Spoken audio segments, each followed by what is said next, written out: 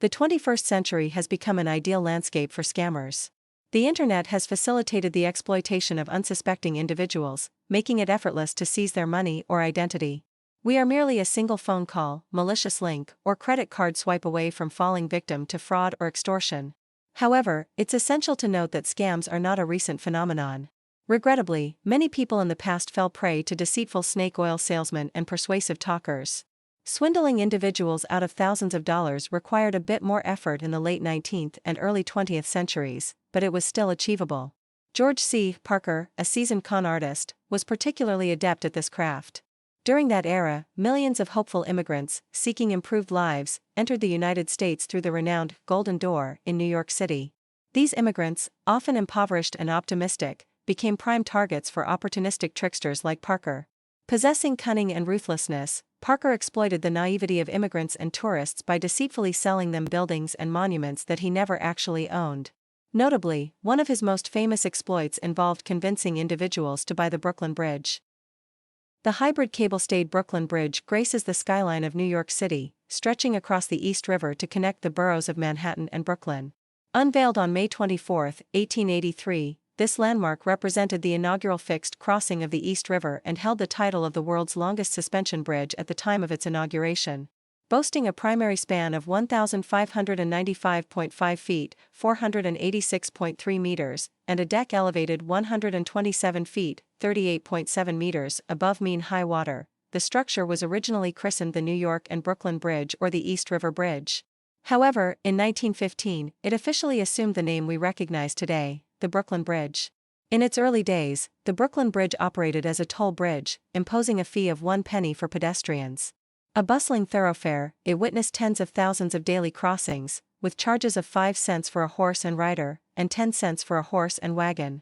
Even farm animals had their tolls, 5 cents for a cow and 2 cents for a sheep or hog. Responding to civic demands, pedestrian tolls were rescinded in 1891, and roadway tolls met the same fate in 1911, supported by the city of New York. A well-dressed Parker would approach unsuspecting immigrants, engaging them in casual conversation and presenting himself as the bridge's owner. Once he sensed their trust, Parker would suggest the installation of toll booths, explaining that he was seeking a reliable individual to manage them. With the allure of a job offer, the unsuspecting target would eagerly agree. Parker would then guide the individual to the Brooklyn Bridge. Upon arrival, the target would inevitably notice a sign proclaiming "Bridge for Sale" attached to the structure. Parker would unveil his scheme, declaring that, for a reasonable sum, they could become the proud owner, charging tolls as they pleased and amassing a fortune. To perpetrate this deception, Parker operated offices in close proximity to the bridge and utilized forged deeds.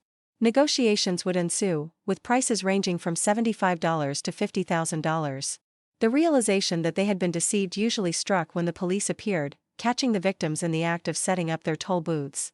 It is speculated that Parker could have successfully sold the Brooklyn Bridge twice a week for a remarkable 40 years, equivalent to an astonishing 4,160 occurrences between 1883 and 1928. In addition to his fraudulent activities related to the Brooklyn Bridge, GeorgeCParker extended his scams to include other iconic landmarks such as the original Madison Square Garden, the Metropolitan Museum of Art, Grant's Tomb, the Statue of Liberty, and even 4 lots in City Hall Park for $25,000. Parker employed various tactics to execute his sales. For instance, when selling Grant's Tomb, he often assumed the role of the general's grandson and established a fictitious office to facilitate his real estate deals. Employing adept forgery skills, he produced convincing documents, creating an illusion of legal ownership for the properties he sold. Furthermore, Parker engaged in the deceptive sale of successful shows and plays, despite lacking any legitimate ownership rights. GeorgeCParker faced fraud convictions on 3 separate occasions. In approximately 1908, following one arrest, he managed to evade the courthouse by casually leaving while wearing a sheriff's hat and coat left unattended by a sheriff who had entered from the chilly outdoors. Following his 4th conviction on December 17, 1928, Judge Alonzo G. McLaughlin in the Kings County Court imposed a mandatory life sentence for Parker. He served the final 8 years of his life behind bars at Sing Sing Prison, where he gained popularity among guards and fellow inmates who were fascinated by tales of his various exploits. GeorgeCParker is recognized as one of the most legendary swindlers in history. His notoriety persists in a well-known saying, "If you believe that, I have a bridge to sell you." George C. Parker was the man who sold New York to out-of-towner millionaires who fell for his sweet talk. They paid for Lady Liberty, they bought his every line.